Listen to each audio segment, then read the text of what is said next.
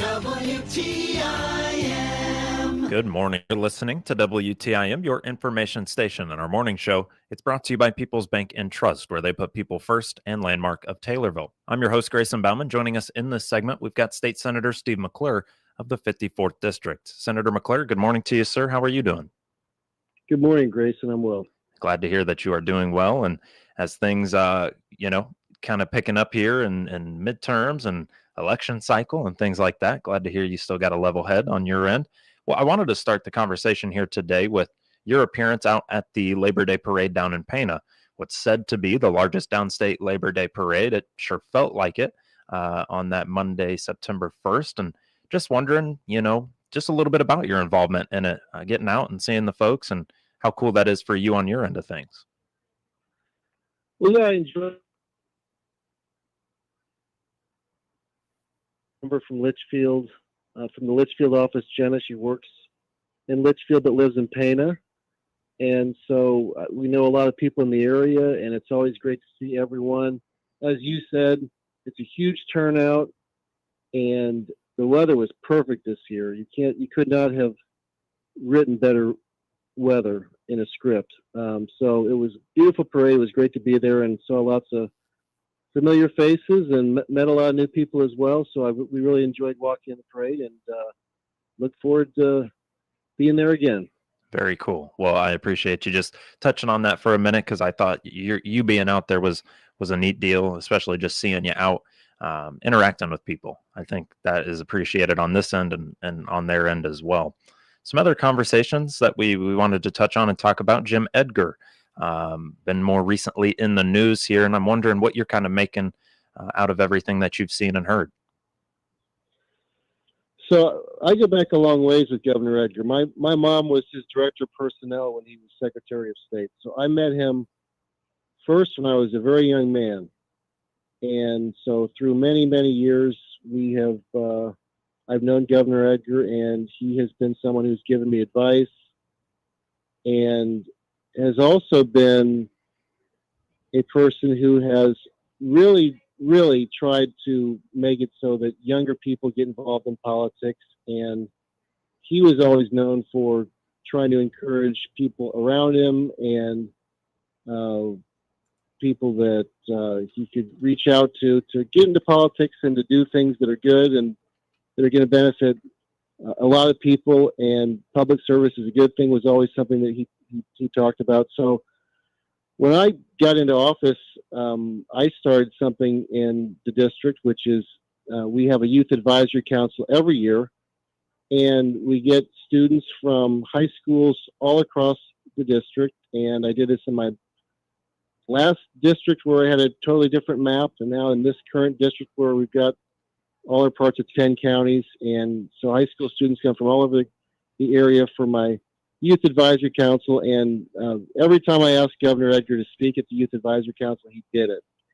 And the students were, Democrats, Republicans, Independents. Some of these students haven't thought about what they are yet politically. And he would just go over what it's like to be governor, what it's like to run for office, how important it is to try to affect policy no matter what you believe. And he would give these students, a lot of time, and they'd ask questions and there'd be back and forth.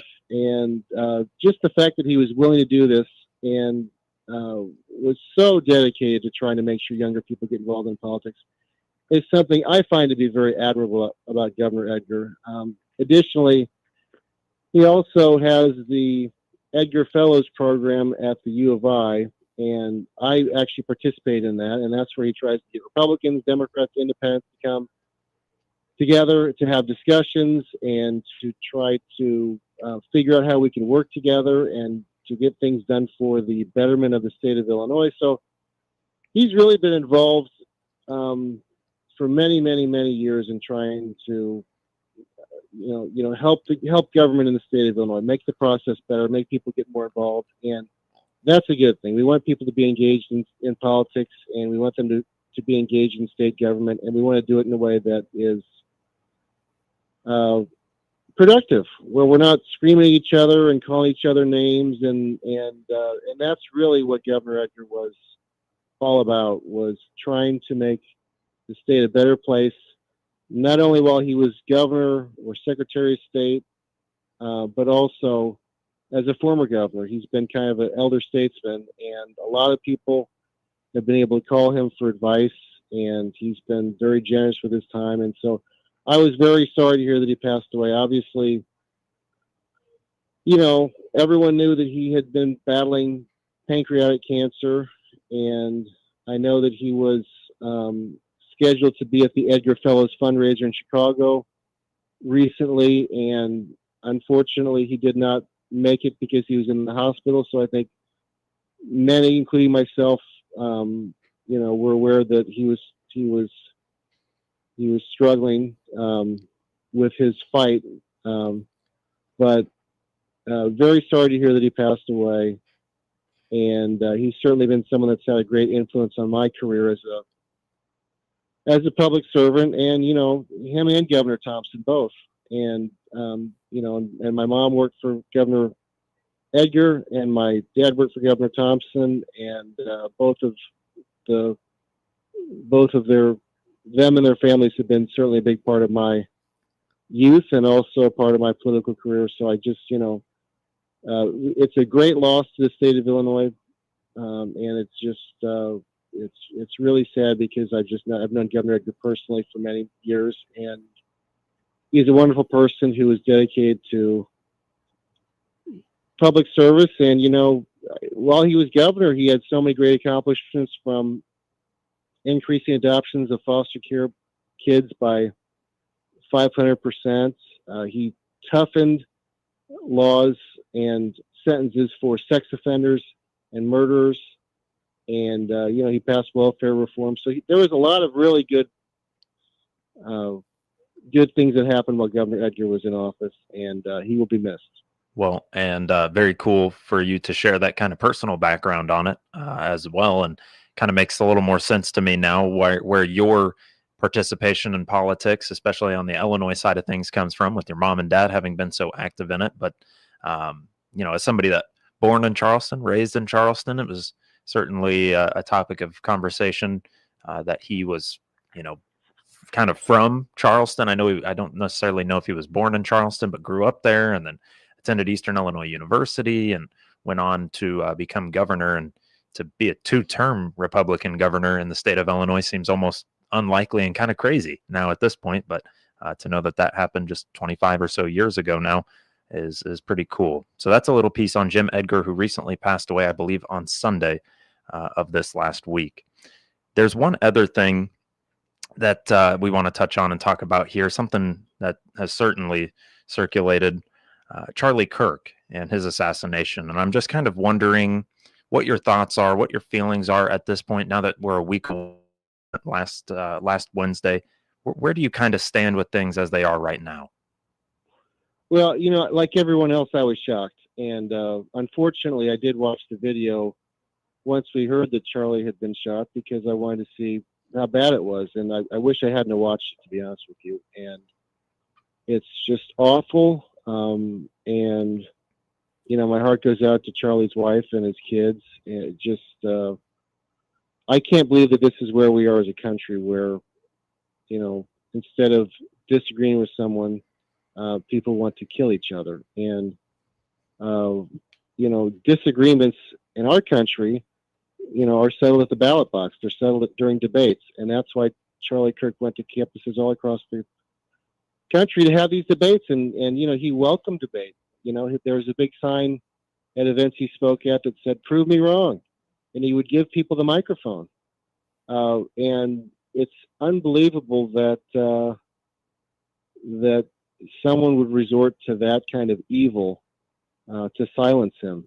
And and that's how you know that he was making incredible arguments, because they felt like they couldn't argue against him, so they just had to kill him, apparently is what their thought was. And so horrible, absolutely horrible, shocking. I'm still shocked by it. 3 years ago, I think it was about 3 years ago, Charlie Kirk came to Springfield to be the main speaker at the annual Sangamon County Republican Lincoln Day dinner, and so I got to have the chance to chat with him and meet him, and couldn't have been any more humble and kind and really down to earth, and really kind of like just warm, just a very warm person and very talkative. And many of us watch videos of Charlie Kirk debating people, and was an unbelievable debater. And but that's when you're talking to him one on one, he was very, very warm. It was I don't know. You just felt like you were. And the one time I met him and spoke with him for a while, you just felt like you were, talking to a friend who was just a very warm, nice, open person. And so I was just shocked, and it's horrible. And I will say I've gone to the Lincoln Day dinner in Sangamon County for many, many, many years, and I've seen all kinds of speakers there. And he was the best. He gave the best speech that I've ever seen at that event. And in fact, I go to Lincoln Day dinners, 10 counties. I usually go to 10 Lincoln Day dinners every year. And he gave the best Lincoln Day dinner speech that I've ever seen at any of those Lincoln Day dinners. So that really says something about him and just how talented he was, how thoughtful he was. And it's really a big loss for the country. And so, I think that now it's up to all of us to advocate for, nonviolence and not trying to hurt someone that disagrees with you. And I gotta tell you, it's pretty rich for Governor Pritzker to, go out and say that it's all Republicans' fault. And I think he blamed President Trump for Charlie Kirk's death and stuff like that. I mean, Governor Pritzker has been maybe the biggest violator I've seen of statements that are, dehumanizing Republicans and making everyone out to be, bad guys. I mean, Governor Pritzker goes out to some partisan dinner on national television and tells people that Republicans can't know a moment of peace. And, I was at the State of the State address where Governor Pritzker compared Republicans to Nazis. It's almost unbelievable what some in the press have allowed Governor Pritzker to get away with. I mean, him going out and blaming other people's rhetoric for, where we're at right now politically is just so hypocritical and just so over the top. And I mean, I don't know how the press in some cases, I mean, I know he was questioned a little bit about that. There was some pushback, but I think the press needs to do a better job at these press conferences of calling him out for what he's done. I mean, from the redistricting stuff where he's about the biggest hypocrite there is, having the Texas people come to Illinois because Texas was going to vote for a gerrymander map, and Pritzker has the most gerrymander map in the country. And now we get him jumping on a microphone screaming about, saying inappropriate things directed at political opponents, and he's been about the biggest abuser when it comes to horrible language directed at his political opponents. So it's bizarre that he's allowed to get away with these things, but people are calling him out, and I'm certainly one of them. Well, it is awfully rich, and I'm glad you mentioned that State of the State address where he had used Republicans as they are Nazis, and it's inflammatory. And then to come back out and say that that's not something that I would do. It's truly hypocritical, but that is where we are right now. I'm sure you've got more thoughts on it, but we better take ourselves a break. We're speaking right now with State Senator Steve McClure of the 54th District here in Illinois about all things the Labor Day Parade down in Pana, Jim Edgar, the Charlie Kirk assassination, and more. We'll come back. We'll talk to him for just another moment on WTIM, your information station. Your information station, WTIM. St. Louis Cardinals baseball. Over the years, it has meant the Gas House Gang, Stan the Man, Lou Brock, Bob Gibson, The Wizard, Big Mac, Yachty, Waino, and Pujols. All those names, and they provided so many memories. St. Louis Cardinals baseball, most importantly, has meant championship baseball. We'll be describing every play right here on the Cardinals Radio Network, powered by Gray Bar. Cardinal Baseball, heard on WTIM, your information station. The Big 870 across central Illinois, 96.1 FM in Christian County, 107.5 FM in Shelby County, and 107.9 in the Pena-Nokomis area. It's brought to you by Taylorville Community Eye Care, Sloan Implement, Rural Rentals, Specialized Hearing Solutions, and CNB Bank. Cardinals Baseball on 96.1 in Christian County, WTIM.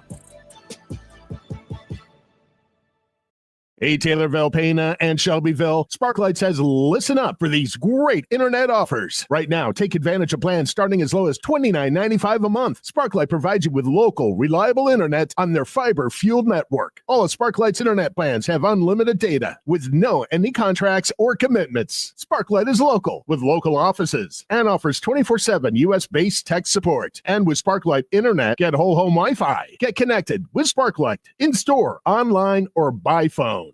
Farming isn't a job. It's a battle, a fight to grow stronger, push harder, and get ahead. CHS Autumn Rewards Pro puts the power in your hands. Finance fertilizer, crop protection, and seed at rates as low as 0%. No wasted cash, just straight up savings for farmers who refuse to back down. You're not here to waste time or money. You're here to win. Talk to your CHS representative today to lock in financing as low as 0% or go to chsagronomy.com/rewards for more info. WTIM listeners from Witt to Shelbyville and Awanaco to Ramsey can now hear your information station even clearer at a new place on the FM dial. WTIM now has an additional dial position at 107.9, transmitting at some 280 feet from a tower on the south edge of Pena. Hear the latest local news and agriculture information, swap shop, and more in southern Christian, northern Fayette, and eastern Montgomery counties from WTIM. Even better now at 107.9 FM. Set a button on your radio for WTIM in the Pena area now at 107.9 FM. Hi, this is Will Perkins with Taylorville Community Credit Union. Find out about all the products and services we provide by clicking our icon at TaylorvilleDailyNews.com.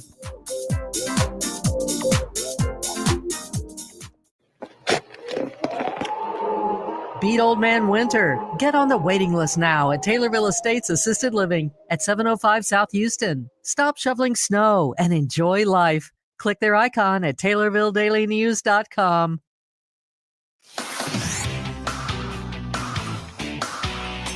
WTIM. You're listening to WTIM, your information station, and our morning show brought to you by People's Bank and Trust, where they put people first and landmark of Taylorville. I'm your host, Grayson Bauman. Joining us, State Senator Steve McClure of the 54th District. And Steve, we were just talking about the Charlie Kirk assassination and things of that nature, and I'm wondering what you can tell us about the response that you've seen from the public, whether good or bad, and your feelings on that as well, to kind of wrap things up with this conversation. Well, overwhelmingly, what I've seen is just people talking about how horrible it was, but you're also seeing a small amount of people that are saying horrible things about Charlie Kirk and celebrating what happened to him, which is just, to me, unfathomable. And, you know, it's one thing for a person to have a private thought, that's negative. It's another thing for them to, have that thought and then, type it out and then post it on social media and then leave it up.